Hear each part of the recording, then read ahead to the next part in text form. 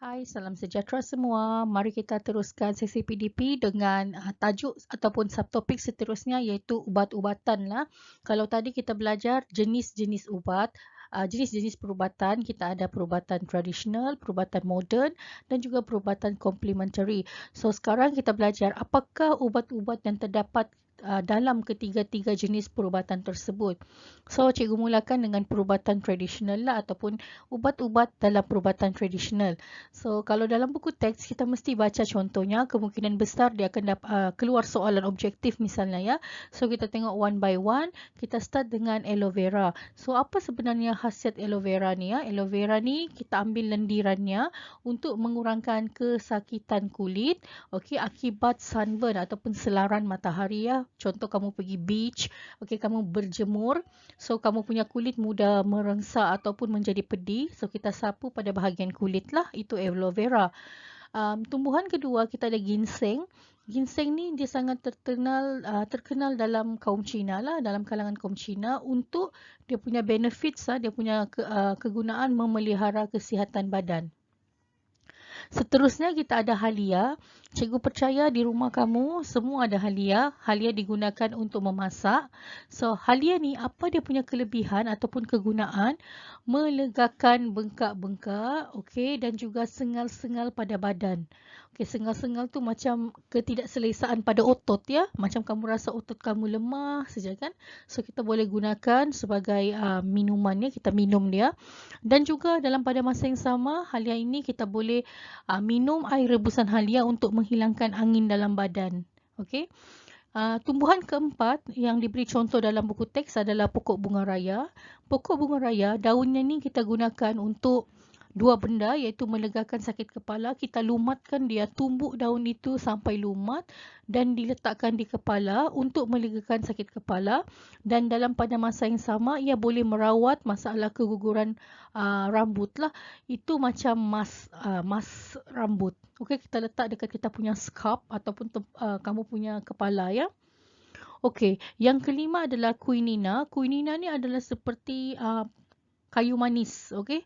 Kayu manis kalau mama kamu masak sup ke apa kan, kamu tanya mama kamu, okey itulah macam begitulah quinina tu kan. Sebenarnya quinina ni digunakan untuk menyembuhkan penyakit malaria. So itu adalah beberapa contoh dalam perubatan tradisional, ubat-ubatan dalam perubatan tradisional. Di samping itu untuk pengetahuan tambahan, okey, contohnya bawang putih lah.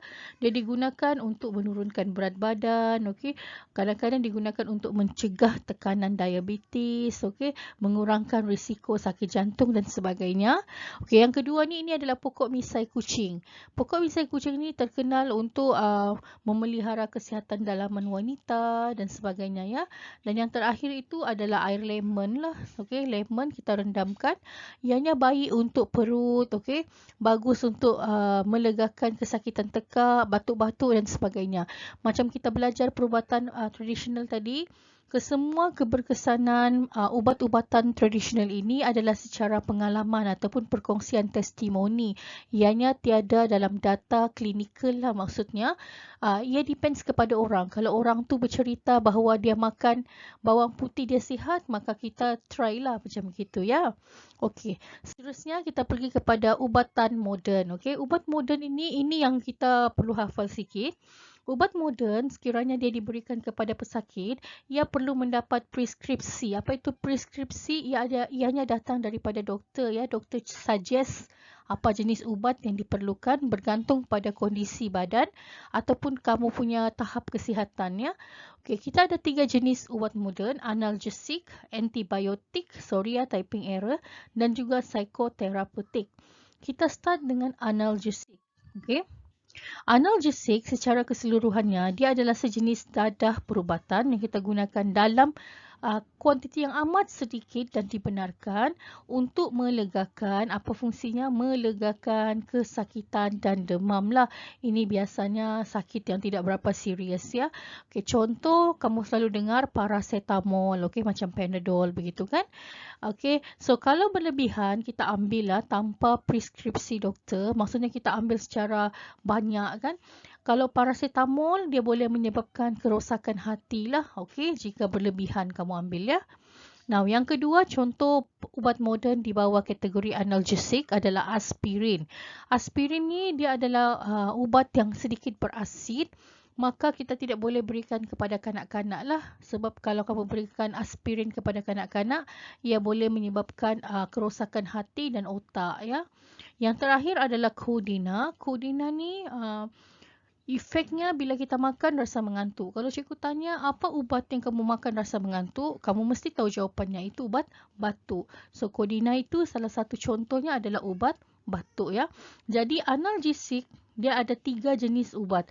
Paracetamol, aspirin dan Codeine. Okey. So ini adalah paracetamol lah, ataupun Panadol tu paracetamol lah. Okey. Dia dikategorikan sebagai ubat untuk melegakan kesakitan seperti demam, ya. Okey, kumpulan kedua dalam kategori ubat moden adalah antibiotik. Okey, antibiotik ni kegunaannya ia digunakan untuk merawat penyakit yang disebabkan oleh jangkitan bakteria. Okey, antibiotik digunakan untuk membunuh ataupun menghalang pertumbuhan bakteria yang berjangkit. Bakteria ni kelas, nanti kamu belajar tingkatan 5, dia ada bakteria baik, ada bakteria jahat. Tapi untuk bakteria jahat, kita tidak mahu dalam badan, maka kita akan guna antibiotik. Okey, anti tu kan sebenarnya kalau dalam sains kan anti ni lawan. Okey, kita melawan bakteria lah. So biasanya antibiotik ni dihasilkan oleh mikroorganism itu sendirilah, macam bakteria ataupun kulat. Yang nombor 3 ni cikgu rasa tidak terlalu important lah, ya. Boleh diabaikan. Okey, contoh-contoh ini penting. Contoh-contoh antibiotik dalam silibus kamu akan berkenalan dengan penicillin dan streptomycin lah. Okey, penicillin dengan streptomycin ni walaupun kita tidak tahu kegunaannya secara spesifik, tapi kamu kena tahu ia punya fungsi utama adalah untuk membunuh ataupun menghalang pertumbuhan bakteria. So, apa yang berlaku kalau kamu ambil secara berlebihan? Dia ada kesan sampingan seperti sakit kepala, cirit-birit, dan sometimes kalau kamu allergic kepada ubat, kamu akan rasa kulit kamu gatal-gatal, ya, dan sebagainya.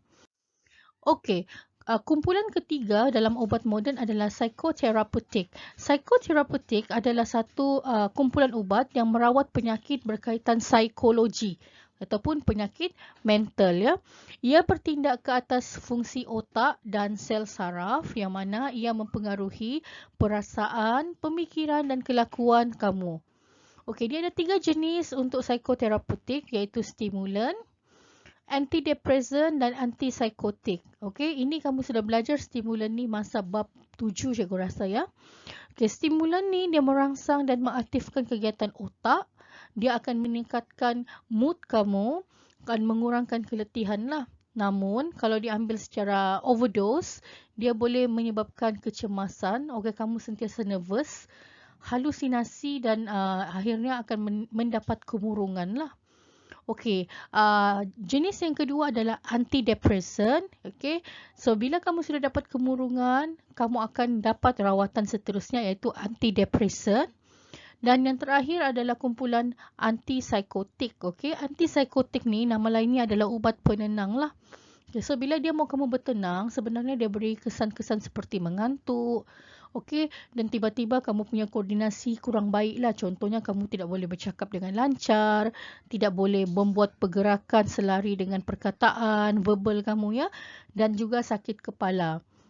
Sekiranya diambil secara overdose, apa yang berlaku?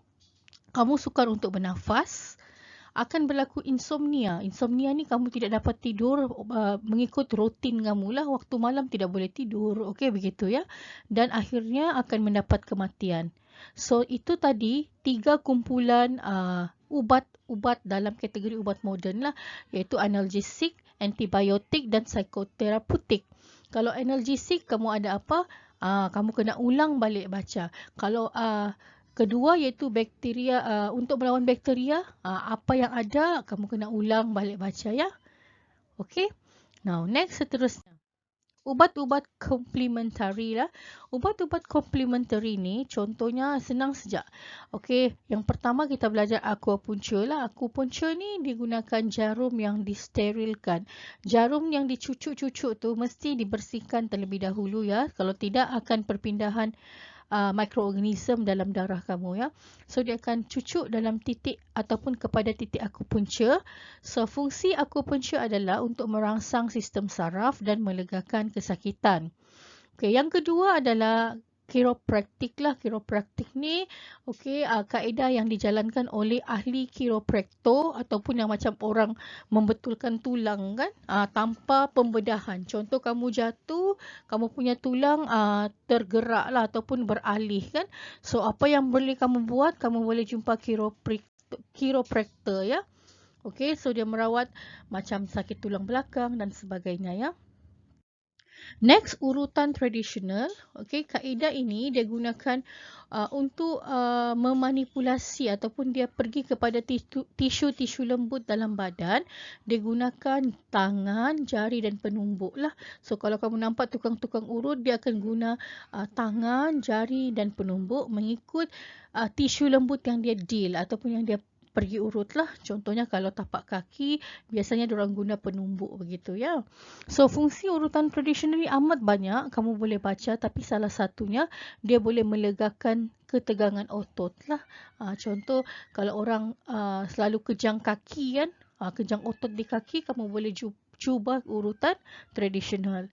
Dan terakhir adalah homeopati.